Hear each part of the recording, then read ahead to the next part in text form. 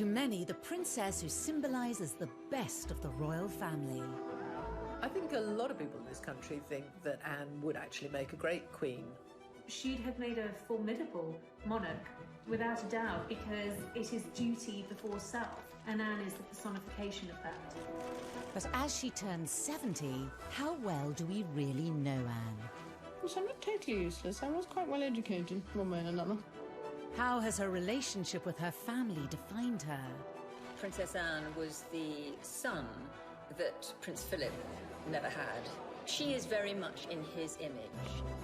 And what is she really like?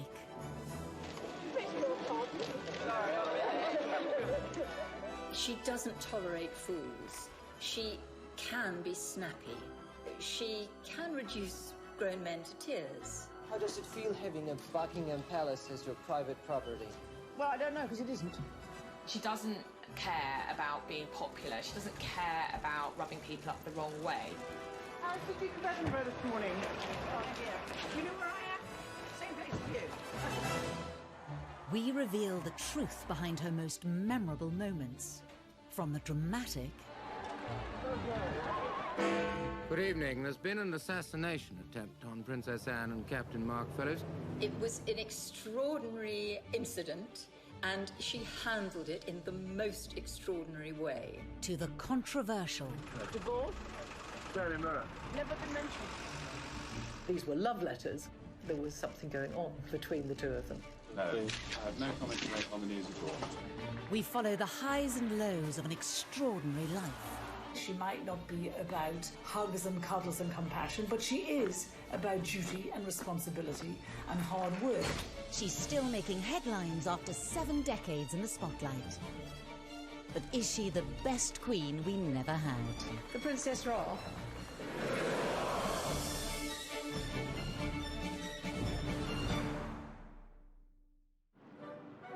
Born in August 1950, Princess Anne is the only daughter of Queen Elizabeth II and the Duke of Edinburgh, and sister to Charles, Andrew and Edward. Anne was born 70 years ago, the second child of Elizabeth. And of course, when she was born, her grandfather, George VI, was still on the throne. And it really was a million miles away to where society is today. Arriving at Ballater Station with her family, the Queen was received by the Marquis of Aberdeen. Anne had a very 19th century childhood, a very traditional royal childhood. When she was born, of course, the Queen was not yet Queen. She was still Princess Elizabeth.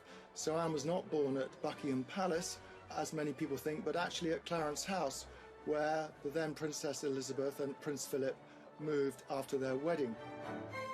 Despite Charles being 18 months older and heir to the throne, it was Anne who was assertive from a young age. Anne's always been a tomboy. She's always been the one who goes out and climbs trees and is very courageous and very confident, very willing to explore the world and find her own way in the world. In a way, perhaps that Charles has been a little more timid, a shyer, more sensitive character. Anne is absolutely a chip off the old block. As a child, even though she was a couple of years younger than the Prince of Wales, she was quite happy to take him on in any kind of physical rough and tumble, and she often came out on top. One person with a better insight into Anne than most is Katie Nicholl.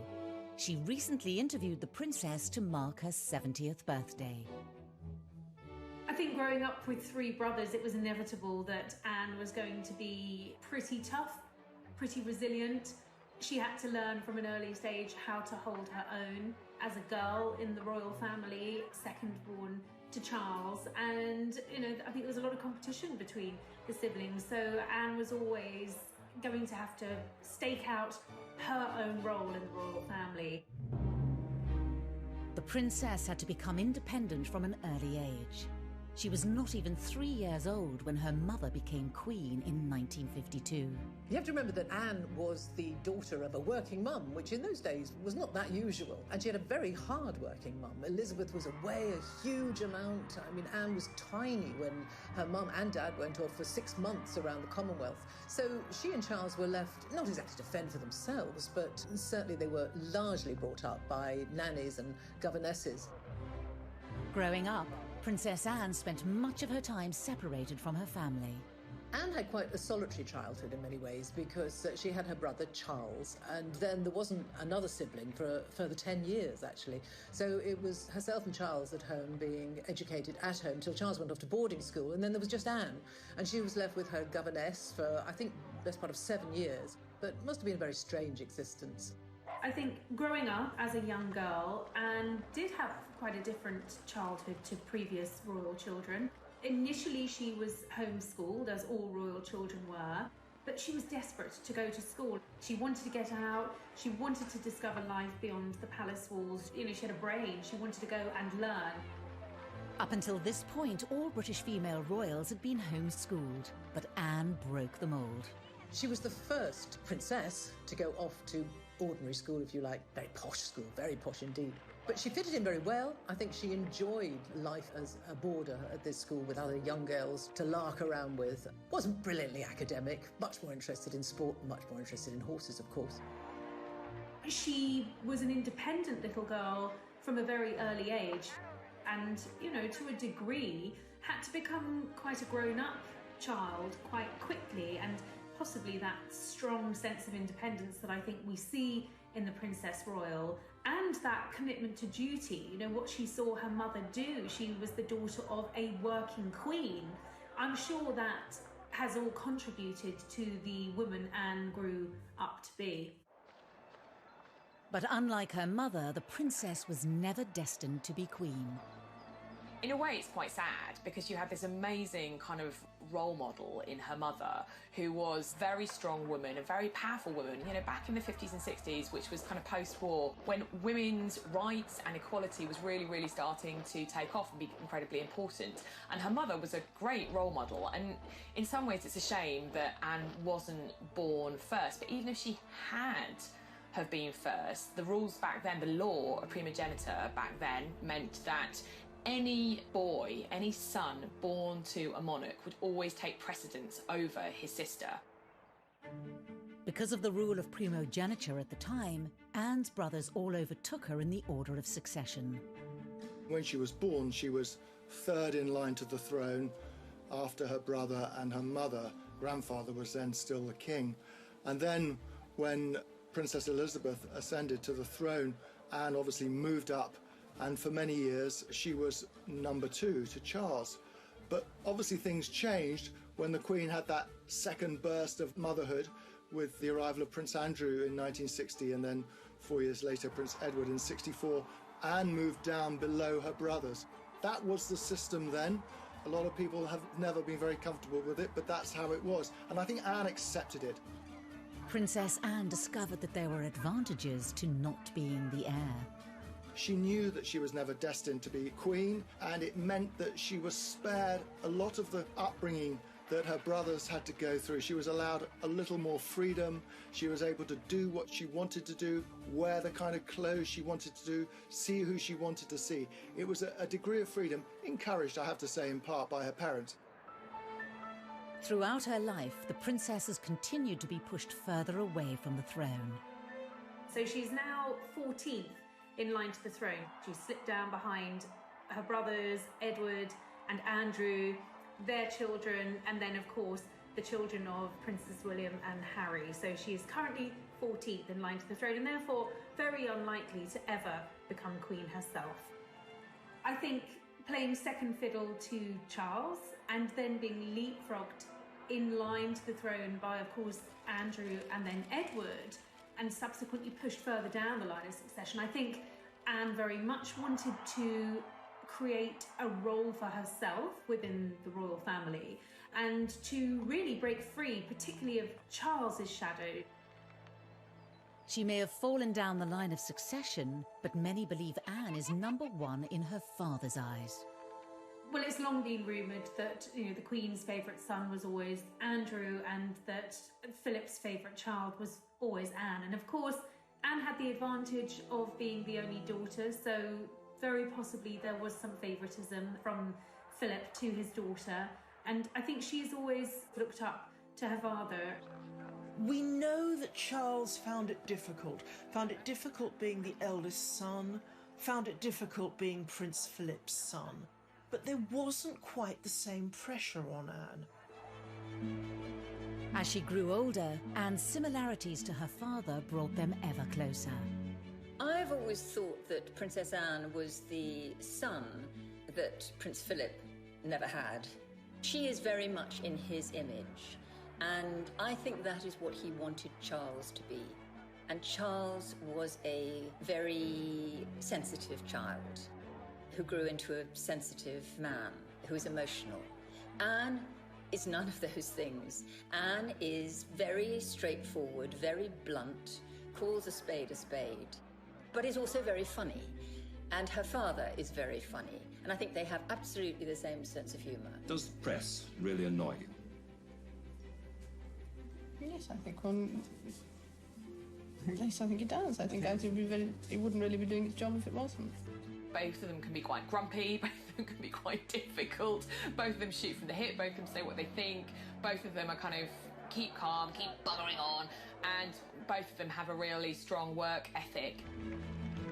Anne's early work ethic would stand her in good stead for her royal future, but would her strong character lose her favour? And how did she upset America as a teenager? She looked at the time as though she didn't want to be there, they said. She refused to answer anyone's questions, snappily saying, "I don't give interviews." She doesn't tolerate fools. She can be snappy. She can reduce grown men to tears.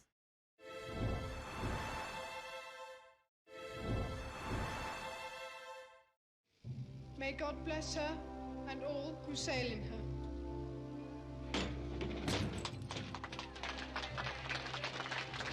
Princess Anne's incredible work ethic was evident from a young age. In 1968, aged just 18, she became a working royal.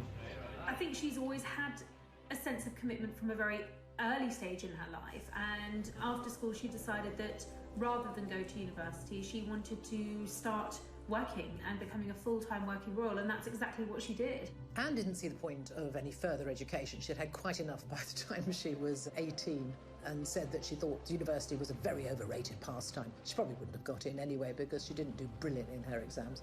I decided, after my limited school career, not to go to university.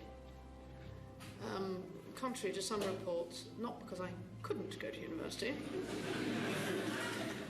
but I didn't actually want to go to university. She was just out of school and she was going on engagements with her mother and father.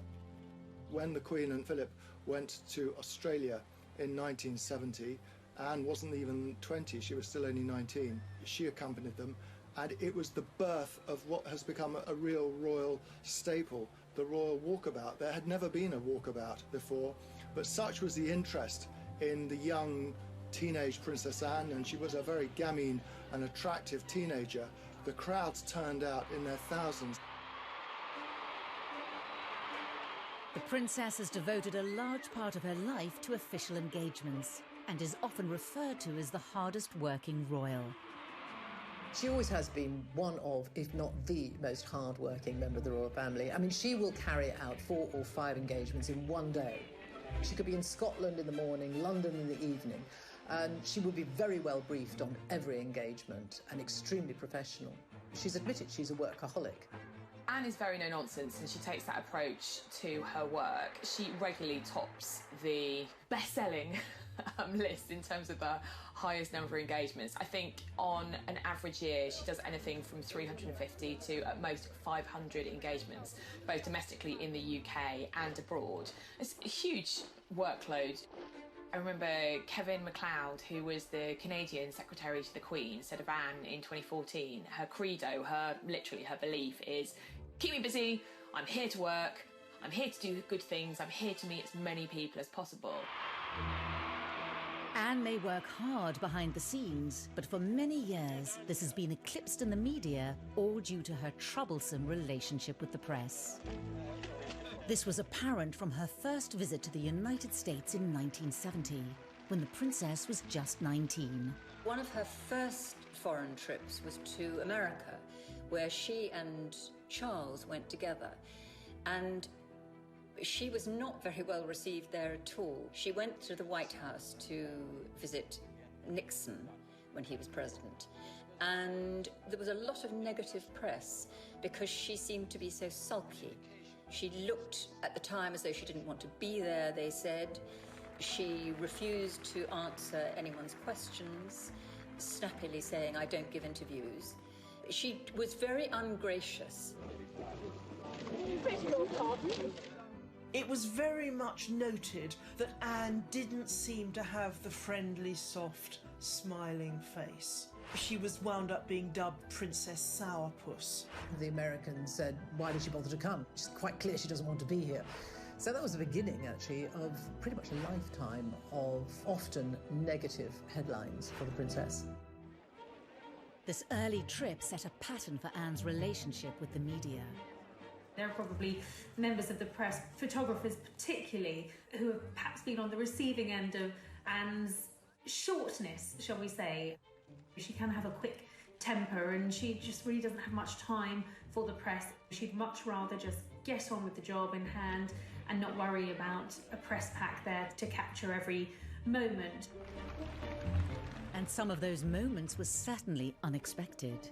In 1969, while visiting troops in Germany, the world saw another side to the princess. We were kind of all knocked out when she was 19 and she went to Germany on a job. And we were getting pictures back of her. She is the holder of a heavy goods vehicle licence, and we saw her driving a 52-ton Chieftain tank. Astonishing. She also, on that second trip, she fired a submachine gun from the hip and got 8 bullseyes. And I think there would be lots of men looking at her in abject terror. Here she was, a young woman, and she was capable of doing all of this. Despite Anne's refusal to play the media's game, she was working hard to support the Queen. Those in the know even regard the princess as the royal family's secret weapon. And I think Anne has always realised her power, her soft diplomacy, the ability to help, the ability for the royal family to reach areas that, traditionally prime ministers can't. The royal family is a constant, they are always there. And particularly in areas of the world that have royal families, for instance, like the Middle East, when you send a member of the royal family to them on a state visit, it's immensely important. It conveys, huge prestige. And people take that very seriously. And often members of the royal family, like Anne, are used to help trade deals, help diplomatic relations. And I think Anne has been very successful at that, and she's done that from a very young age. Well, Anne had this brilliant knack of sort of being the pathfinder, if you like, for the royals. If there was a slightly tricky destination go to, it was always Anne they would send in first, because she has a great ability at making people feel welcome and being enormously empathetic with people. In 1990, it was Princess Anne who the Queen trusted to visit the Soviet Union on her behalf. This historic occasion marked the first official visit by a member of the royal family in over 70 years. The last, coming before the Tsar, a distant relative of the Queen, was executed after the 1917 revolution. I suppose her most significant overseas trip was to Soviet Russia, as it then was, in 1990. How does it feel having a Buckingham Palace as your private property? Well, I don't know, because it isn't. She made a huge impact. It was a great success. Big crowds came out to see her. People were interested in her. And the feedback was incredibly successful and very positive for Britain. That was a massive deal in terms of the thawing of the relations between the UK and Russia. So that was a really, really important tour that Princess Anne went on to the Soviet Union. And she really paved the way for the Queen's visit. With the Queen now in her 90s and no longer travelling abroad, she is increasingly reliant on her daughter to step in. And despite Anne's stern reputation, she may even be welcomed in place of the Queen. The Queen can be very, very shy. She's naturally quite shy on engagements, whereas Anne is far more like Philip. So if you've got Anne on an engagement, you're going to get possibly a little bit more of a relaxed engagement. Anne isn't afraid to talk, she will have banter, she will ask questions, she will engage in a way that I don't think we see the Queen do. When you watch engagements with the Queen, they tend to be very formal. The Queen doesn't say very much, she's shown around and she observes. She may ask occasional questions, But with Anne, I found the engagements to be a lot more informal. As well as her royal duties, Princess Anne is involved with countless charities, organisations and military regiments in the UK and overseas. It's not just the public engagements. She is involved in a huge amount of charities, some 300 charities, some of which she's founded herself. She writes her own speeches. She has a very small staff as well. Charles famously has a lot of staff looking after him. It's a big operation, being the Prince of Wales. When you look at the charities and patronages that Anne represents, you will see her interests reflected in those charities. So whether it's charities supporting the armed forces or veterans, that's a major issue for her. Carers Trust, which actually she established. Animal welfare charities, equine charities, they have a meaning to her. It's where she feels she can bring something unique and helpful in her role. She's never seen the point in being just a nominal head of an organisation, which is why she works so phenomenally hard. It would be almost impossible to go and visit every single charity and organisation she's involved with every year, but she does her damnedest to do so. She believes that if you're going to put your name to it, it needs to be more than just a name on a letterhead. You actually have to go along, see what they're doing, encourage them and bring what publicity you can to them. One charity that has always been close to Anne's heart is Save the Children, and she's willing to take great risks in order to help. If you want to improve the lot of children, then you must improve the lot of their mothers. If there is a fundamental baseline to the Save the Children Fund's work, it is working with mothers and getting mothers to be able to take a much greater part in their children's lives and in the lives of the community in which they live. I think she's very closely associated with the Save the Children Fund. She's been president for, I think, nearly 50 years now, and this has meant a very great deal to her. When Princess Anne carried out those early trips to Africa with Save the Children in the early 70s, this was her really breaking the mould. This was her going far afield, doing something that was at times quite dangerous. The areas that she was going to were remote. So I think she was very much a pioneer in that respect. You know, she was doing these visits to Africa with Save the Children long before Princess Diana was even on the scene. But Anne made it clear that she didn't seek praise from the public or the press.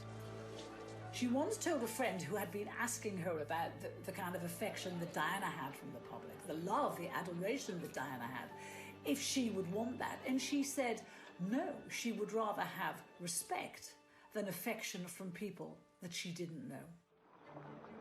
But again, Anne's refusal to cooperate with the press meant that much of her hard work went unrecognised. If she was off on some tour raising money for and awareness for Save the Children, and Diana appeared somewhere in a low-cut dress, the newspapers would be full of stories about Diana, and Anne would find herself not getting a look in.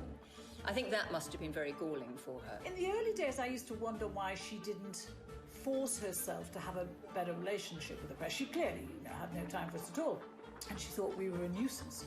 Such a shame, because whenever we used to write about her, it wasn't about the worthy work that she'd done. It was because she'd lost her temper somewhere, or she'd sworn at someone, or because she was wearing ridiculous clothes. She got a really hard time from Fleet Street in the 80s and the 90s. They thought that she treated the press with disdain, she wouldn't talk to them, she ignored them, she wouldn't smile for them. And in return, they gave her a really hard time because, in their view, she didn't give an inch. For many journalists of that time, Anne wasn't helping her own cause. She wanted to be appreciated for what she'd done. She got across that Diana was more appreciated than her, and yet she did nothing to facilitate that. But this all changed in 1982, when the press followed Anne on one of her trips to Africa with Save the Children. They went in an attempt to get a story about her love life, but after realising she wasn't going to talk, they started to take note of her work and were surprised at what they saw. There was one particular tour where she went to Africa, and the photographers, the press pack, were with her as well for all that time. It was probably weeks, and she was visiting refugee camps in Africa. The press didn't really want to go along with her, but they did in 1982 go to Africa with her. And there they saw a princess who was utterly prepared to get down and dirty, really getting down to work, dressed, you know, in jeans and a shirt and probably a headscarf, in dusty, hot, sweaty Africa, going into slums, the way we're not used to seeing a princess at all. And the tone changed, and suddenly there were positive headlines, and the good headlines such as she had not had at all before.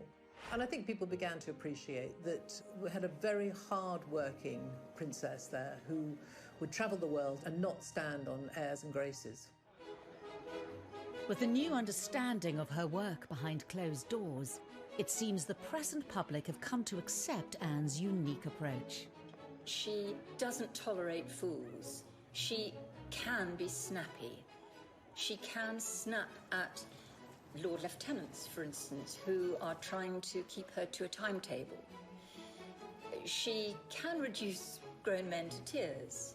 She's very like her father in that respect. And she is a very, very hard worker and wonderful at what she does. Very straight. She is what she is. And she's always said, actually, I've got to be true to myself. I am what I am. And that is a slightly haughty, imperious at times princess, but someone not at all snobbish, and someone with a common touch, albeit a common touch that often involves wearing white gloves. But, you know, you can't take it away from her. She is a hard-working royal. But it's not only Anne's Olympic work ethic that has astounded the public. She's had a whole other career with highs. We had a world-class sportswoman as a working royal, and that's quite unusual. And lows. It's pretty humiliating to be seen covered in mud and water and scrambling after your pony.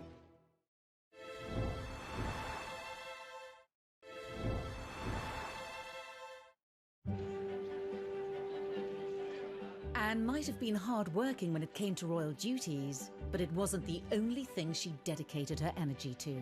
She was a senior royal, but she was also having a second career, effectively running parallel at the same time. Breaking with tradition, she chose to also pursue a riding career alongside royal duties.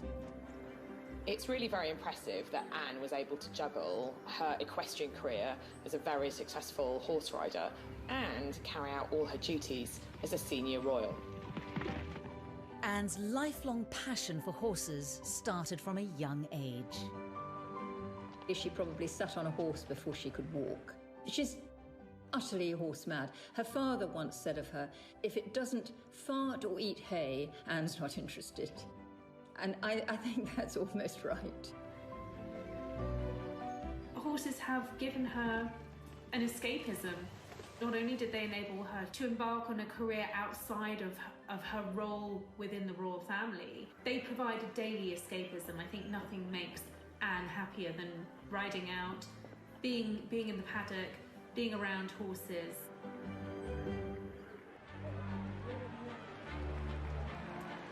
Horse eventing has long been considered a risky sport. Go. And Anne's royal title did not give her any immunity to the dangers. Anne narrowly escaped serious injury following a bad fall whilst competing in Dorset. I didn't actually see what happened, but it looked like so that the horse hit the fence and she got thrown onto the ground and the horse came over on top and rolled on top. She was unconscious when I got there. It was later learned that Princess Anne had cracked a vertebra.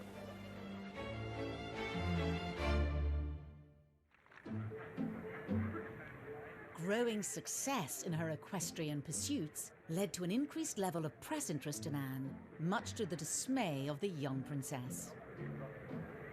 When they were photographing her when she was riding at events, when she was doing cross-country, and they would be tucked behind a fence, and they would like nothing more than to see her fall off her horse. It was generally thought that this year's cross-country course at Burghley would present no more than a reasonable test for horse and rider. Not so. The 20th jump over a tree trunk into the water at the trout hatchery proved to be too much of an obstacle for most of the 60 competitors. not least for Princess Anne. And that was where she originally, the phrase that she's been tagged with ever since, where she told photographers to naff off.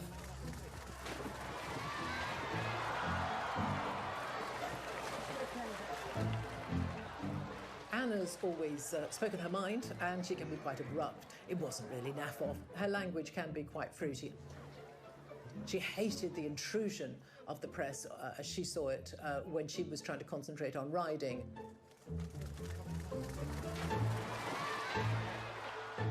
I mean, it's pretty humiliating to be seen covered in mud and water and scrambling after your pony. But she'd always get back on straight away, even after some of the worst tumbles.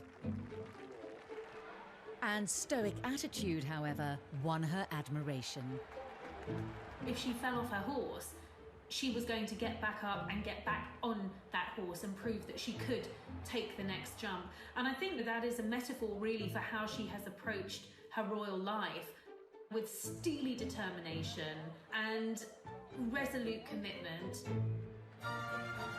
The inevitable falls captured by an eager press corps did nothing to detract from Anne's formidable talent. In 1971, at the European Horse Trial Championships, the 21-year-old princess wowed the equestrian world. 1971 was one of her great equestrian years, I suppose. She competed in the three-day event, the European Championships, and she won.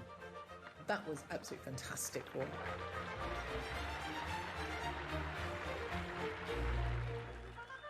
Anne's sporting success allowed the public to see a different side of the princess.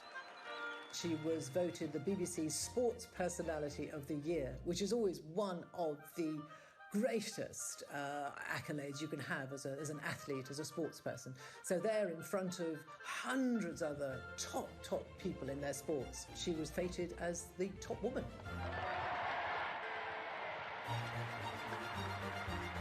It was a way of actually connecting the royal family to the public. You know, getting that BBC Sports Personality of the Year probably, in many ways, made Anne more relatable to the British public than she ever had been. Princess Anne's riding career reached its peak when in 1976, Anne was chosen to represent her country on the biggest sporting stage possible. Anne took part in the 1976 Olympics in Montreal as a member of the British team, riding the Queen's horse, Goodwill, in the eventing category. Competing in the Olympics, which I suppose was the biggest moment of her equestrian career, didn't go absolutely brilliantly, unfortunately. It was a team event and we didn't win, didn't even get a medal, but they were there and they did compete. This was the first time ever that a member of the royal family competed in the Olympic Games, and it was a huge achievement. She earned a great deal of praise and admiration, both in the world of sport, but generally, nationally. We had a world-class sportswoman as a working royal, and that's quite unusual. Anne's achievements earned her the presidency of the British Olympic Association and a lifelong involvement. I think one of Anne's greatest successes in terms of British sporting history was bringing the Olympic Games to London in 2012. The Princess Royal led the well-known delegation, carefully carrying the flame inside a miner's lamp. Sebastian Coe has said that we actually owe her a bigger debt than most of us realise for having secured the London Olympics in 2012. Once again, she showed this character. If she believes in something and she takes it on, she will give 100% and more. The 2012 Games are on. She went to pretty much every event she possibly could during the 2012 Olympic Games in London and around the UK, and really was the figurehead. Anne's dedication and leadership aside, the Olympic Games were also associated with a more personal moment in the princess's life. While at the Mexican Olympics in 1968, a young Princess Anne was introduced to a fellow rider and Olympian, Mark Phillips. Anne's pursuit of equestrian excellence didn't just kind of lead her to professional glory, it also led to her personal happiness as well. It was through mutual love of horses that she met her first husband, Captain Mark Phillips, a lieutenant in the 1st Queen's Dragoons Guard. Of course, in her world of horses, Anne met quite a lot of dashing young men. She went out with quite a few of them. She went out actually with Andrew Parker Bowles as well, quite incidentally. But she was very keen on him. Her eyes finally set on Mark Phillips, who was a dashing army captain and terrifically good as an equestrian athlete. Everyone, I suppose, was looking for the princess to find a suitable husband, someone maybe from the foreign royal family, someone of a similar background, a prince who might be knocking around somewhere in the world. But she wasn't having any of that. She was determined to marry whoever she fell in love with, and the man she fell in love with was Mark Phillips. Determined that their courtship remained private, Anne was careful to keep her blossoming relationship from the press. We found out that she used to ferry Mark around in a horse box to secret locations so they could be together without anyone seeing. Well, there was, I think, an inherent distrust of the press on Anne's part. So when she did get engaged to Captain Mark Phillips, she made a point of outfoxing the media. Has it been a great strain keeping it secret and indeed keeping it away from people like ourselves? I think it has, yes, it became rather restrained. Yes. It did annoy the press a great deal because at that time the rumours were knocking around that she was going to engage, she was engaged, she was going to get engaged to Mark Phillips, and the palace denied it. And the day after they denied it, the engagement was announced, which annoyed the press a great deal. The engagement was formally announced on the 29th of May 1973, with the wedding to take place in the November. A royal wedding fit for a princess. And a shocking kidnap attempt.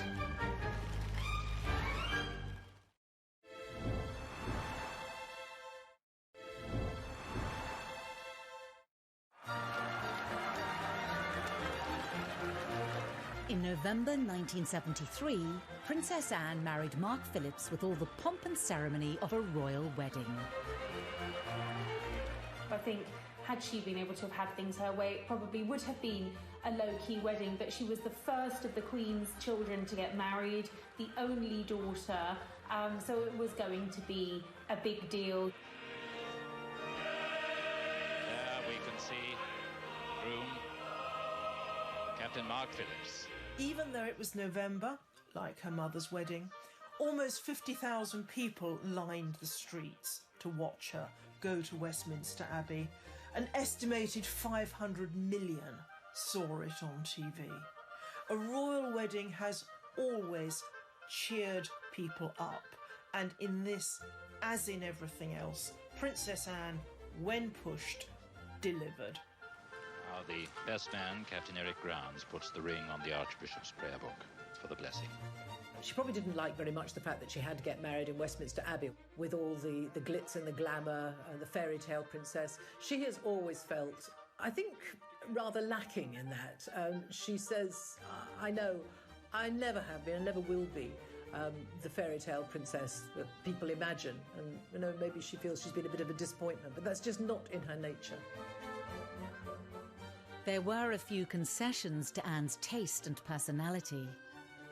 The wedding dress didn't come from a famous designer. It came from her own regular dressmaker.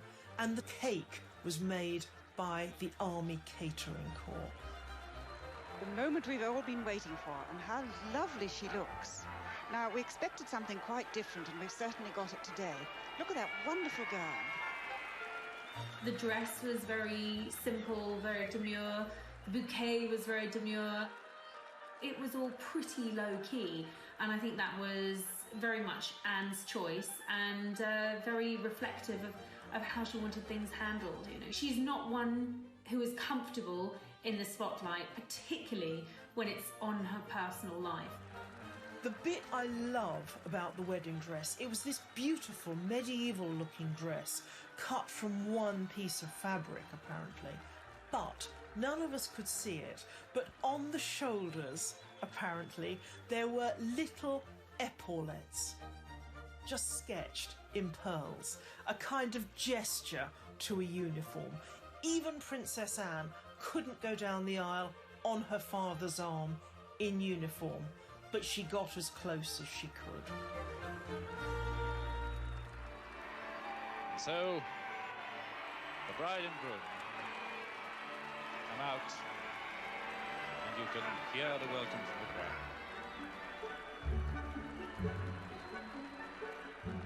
Tradition has it that the Queen often bestows new additions to the royal family with a title upon their marriage. It was in the Queen's gift to bestow an earldom on Captain Mark Phillips, who was a commoner. He refused that title, and very much with Anne's blessing, and I think from the outset they were determined to live as normal, private lives as possible.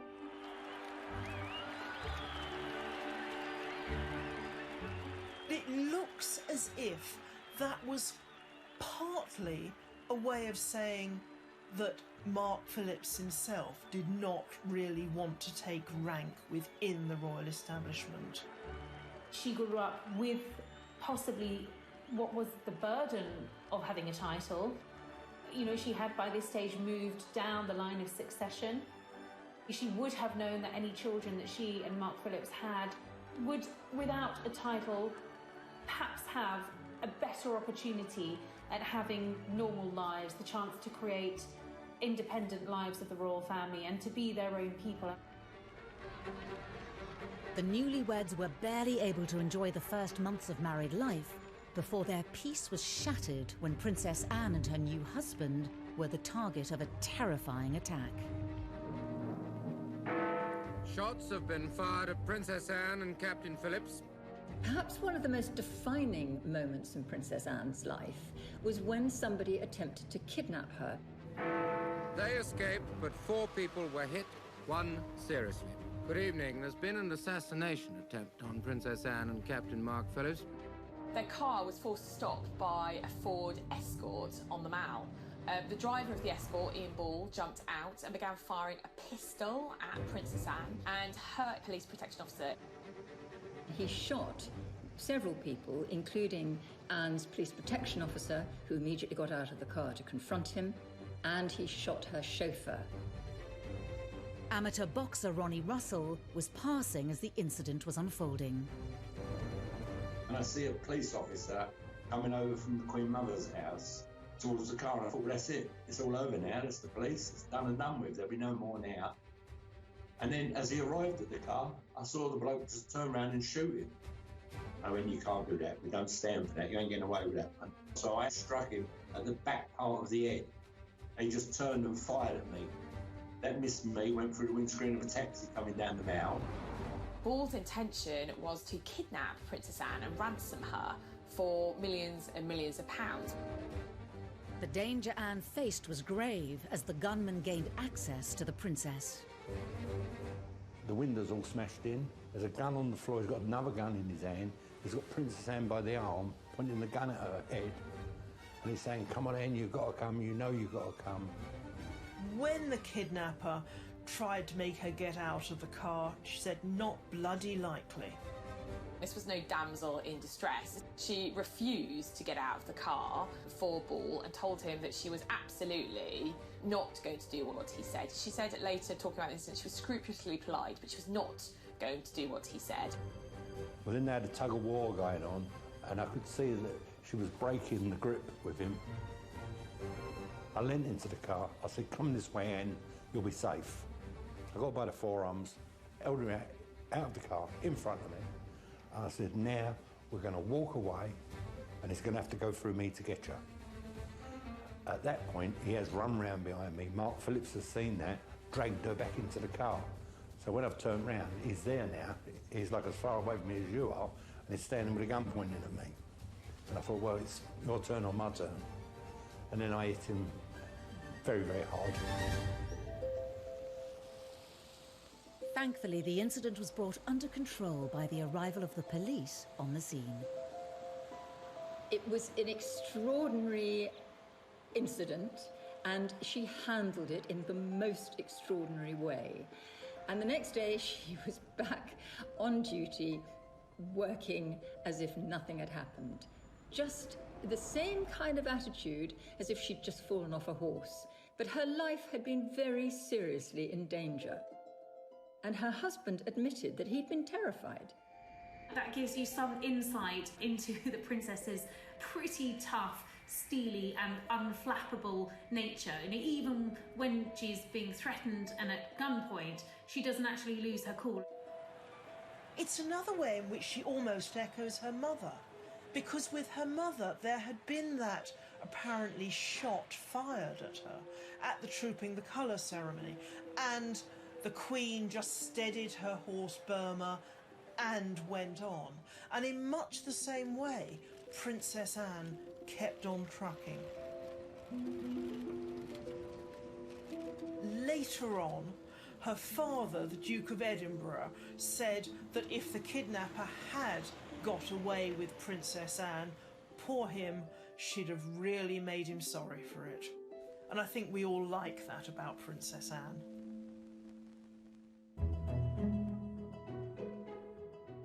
Following the foiled kidnap attempt, the royal couple went back to life as normal. Princess Anne and Captain Mark Phillips welcomed their first child, Peter, in 1977, followed by their daughter Zara in 1981. Both children were raised without royal titles and away from the royal spotlight. Zara has said on many occasions that not having a title gave her enormous freedom. That's what Anne wanted. She wanted her daughter to be a normal teenager and to get into the kind of scrapes the teenager did. And Zara absolutely has gone her own way. Peter and Zara are incredibly down to earth. You know, they don't even speak in the same way as many senior royals. You know, there's nothing pompous about them at all. I think they're great young people. Princess Anne's vision for her children was to pay off when in 2012 she awarded her own daughter a silver medal at the London Olympics. Princess Anne's insistence that her children be shielded from the demands of a royal title was a position not shared by all her siblings. Andrew rather pompously has insisted on full status for his girls, who are both princesses, and Edward's children too do have titles. So she's very different on that. Andrew has always felt that his girls should be senior members of the royal family, be treated as such, and have titles to go along with that. I think this shows a difference in attitude between the siblings. Anne is a no-nonsense, get-on-with-it sort of woman. She is royal, she has the titles, and she does the work. But she's not someone who takes herself too seriously. Andrew, her brother, I think, feels very entitled. He wants the adulation, and I don't think she does. And I think, looking back from where we are now, that looks like a very prescient decision. We know that Prince Charles wants the future ahead to be a slimmed-down royal family, not too many extraneous members of the monarchy. But Princess Anne was there decades before him. Anne may have been notoriously private, but eventually details of her private life did spill out into the open. Rumours swirled of issues within Anne's marriage. Divorce? Very Mirror. Never been mentioned by anybody. And leaked letters suggested a third party's involvement. No, I have no comment to make on the news at all.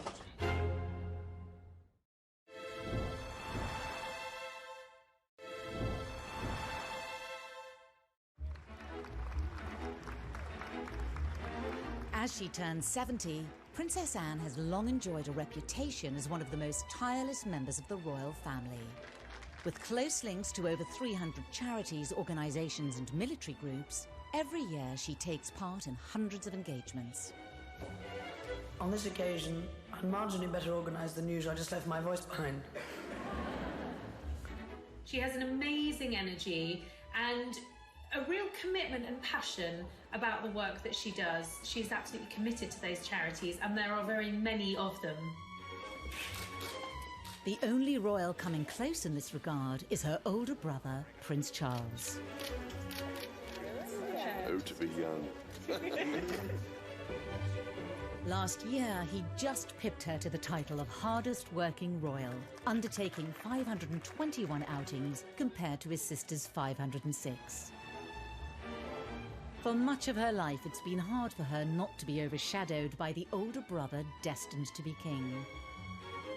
It's good for you in the end, I suppose. It's character building, I suppose. All their lives, comparisons have been inevitable. Charles is quite a sensitive man. I think we all know that he feels things quite deeply. He thinks very deeply. He's philosophical. He cares a great deal. And I'm not saying that Anne is uncaring, but she's much more like her father, which is a pragmatist. I mean, Philip once said that I'm a pragmatist, Charles is a romantic, and very often a romantic thinks that a pragmatist is unfeeling. I don't think Anne is unfeeling, but she is a much more practical, get-it-done sort of individual than Charles, who feels things very, very deeply. The difference between her and Charles, I think she was tougher than him. She was always stronger than him. In fact, someone once said, you know, she's the king we never had.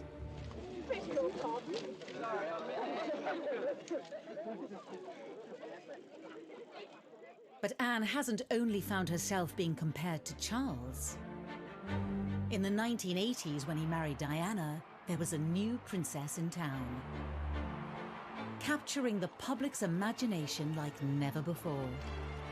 From where she sat, here was a woman who had worked incredibly hard all of her royal life. And she saw Diana and Fergie come into the scene, and they were splashed over the papers every day, not always for the hard work they'd done, often for their antics and their silliness and their messing about.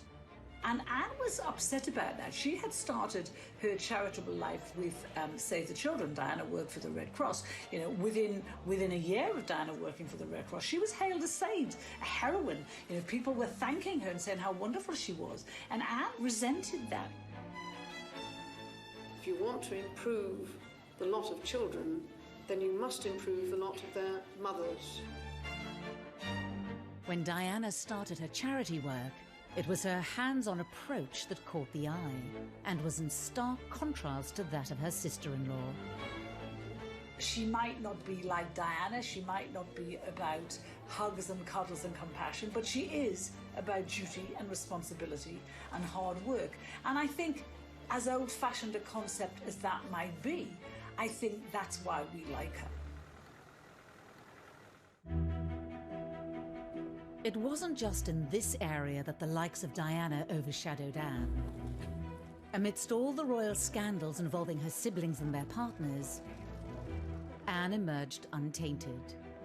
And yet she's not without her own misdemeanors. She received her first speeding fine when she was 20, and she's gone on to get several more. She was even banned from driving for a month in 1990. It's also often forgotten that Anne remains the only senior royal to have a criminal record. In 2002, she pleaded guilty to charges that her dog Dorothy, an English Bull Terrier, bit 2 children in a park. Convicted under the Dangerous Dogs Act, she was fined £500.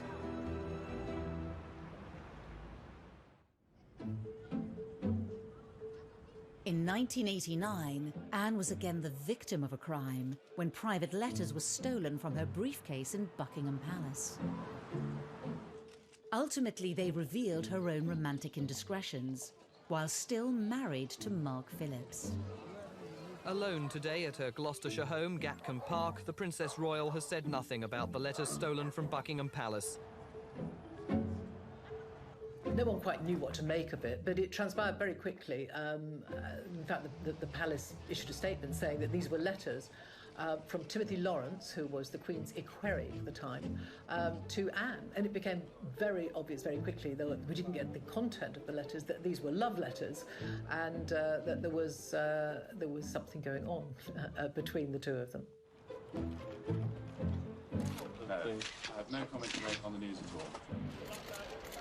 It transpired when we all started to dig around that Anne had been seeing him for quite a long time. She was going to his home in Winchester every weekend. And when we all went there to talk to the neighbours, they quite gaily said, oh yes, she's been coming for months. And we all said, well, why didn't you say anything?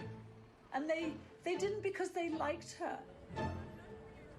As for the letter thief, Scotland Yard's Serious Crime Squad investigated the incident for 4 months. They took 500 sets of fingerprints and interviewed almost everyone at the palace, but the thief was never identified. The damage was done. The letters had exposed Anne's affair and revealed the true state of her marriage. Speculation was rife that her and Mark Phillips would be divorced, even though she denied it. I've seen the paper today. Yeah, well, I've released a story about the Queen has given permission for divorce and things. Yeah. Divorce? Very much. Never been mentioned by anybody. In the end, divorce did come during the Queen's Annus Horribilis in 1992. Her daughter might have been the first of the Queen's children to divorce, but it never affected Anne's reputation as much as the others. Her siblings, their marriages fell apart, and the world followed every last detail rapturously. We were absolutely riveted by the gory details of their marriages falling apart. Anne's, she managed to keep very private. The love letters were published, but she just kept on, and she said nothing, and no one dared to ask her anymore. And she married Tim Lawrence very shortly after she divorced Mark Phillips. 1992 even ended on a happy note. The Princess Royal marrying Timothy Lawrence at one of the most low-key royal weddings there's been. So she married at the little church near Balmoral, and that was probably the kind of wedding that she'd have had the first time round, if she had the chance. Small, private, 30 guests for a meal afterwards. She didn't wear a floor-length dress or a veil, just, a little bunch of white flowers in her hair. Had both her children there. I think that wedding was really all about Princess Anne. Since then, Princess Anne has maintained her ferocious commitment to royal duty. Her no-nonsense dedication to carrying out her role is a trait she shares with her mother. It's led many to wonder if Anne was the Queen's child most suited to becoming the next monarch.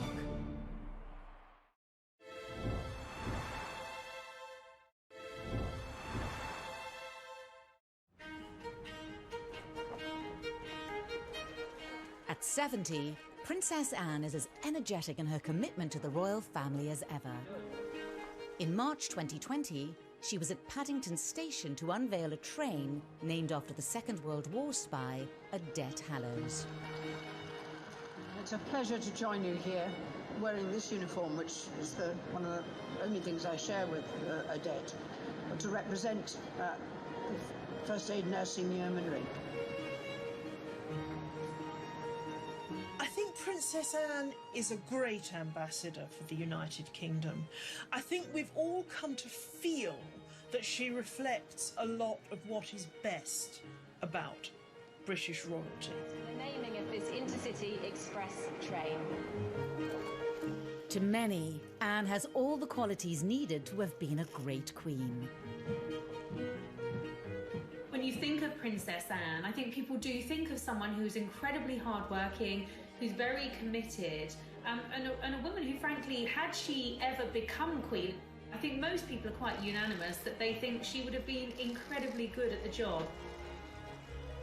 She has all the qualities, the main one being the sense of duty. The one thing that makes the Queen stand out is her enduring sense of duty to the people of this country. And I think Anne absolutely has that. Although to others, her abrupt, straight-talking manner similar to her father's, would not be ideal. I don't think her temperament is right for the role. Possibly she would have been different if she'd known that she was the heir, and maybe she would have controlled her outbursts.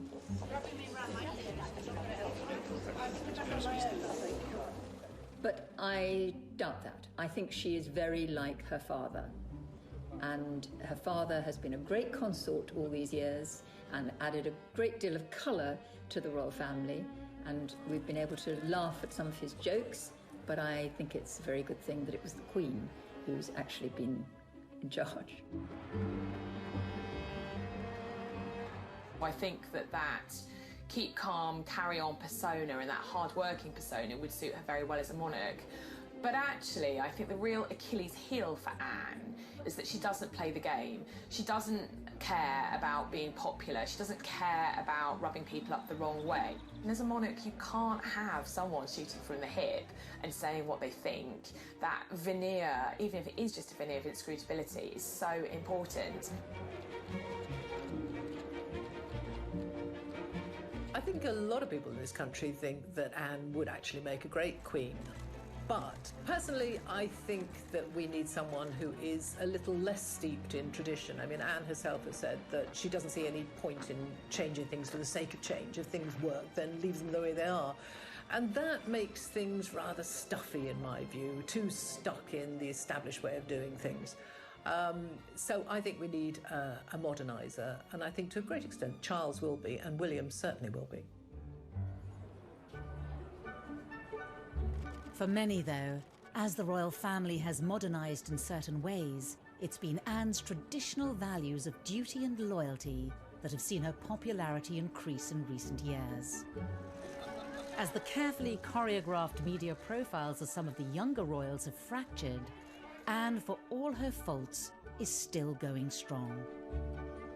She really is kind of the unsung hero, I think, of the royal family. She just gets on with it, opening factories, visiting supermarkets, supporting charities. She doesn't get much media coverage anymore, and that's exactly how she likes it. Throughout it all, Princess Anne has remained fiercely devoted to the monarchy and her parents.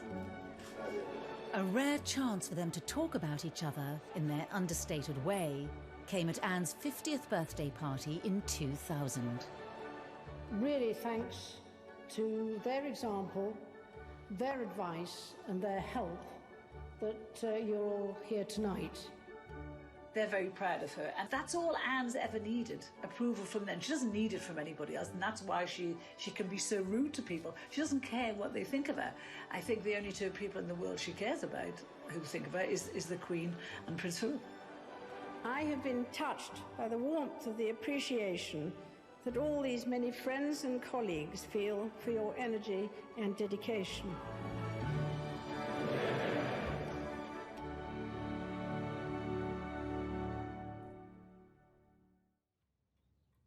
In the last year, a rise in popularity for Anne has certainly been helped by a standout portrayal in the TV series The Crown, as the family's most unpretentious royal.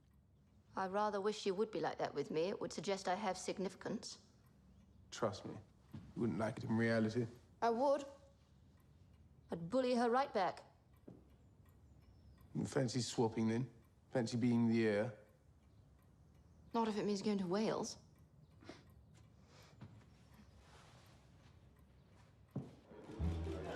Also being seen sharing a laugh with world leaders as they appear to talk about Donald Trump.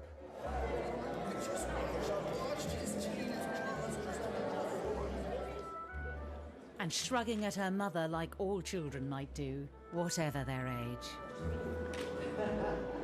I think actually as she's got older, those kinds of moments now, those bits of her personality make her more popular with the general public. And I think her being not first in line to the throne has enabled her to be more herself, to be more true to herself, and to carve out a really kind of different role for herself. A striking image of the princess in her youth featured on the cover of May's edition of Vanity Fair.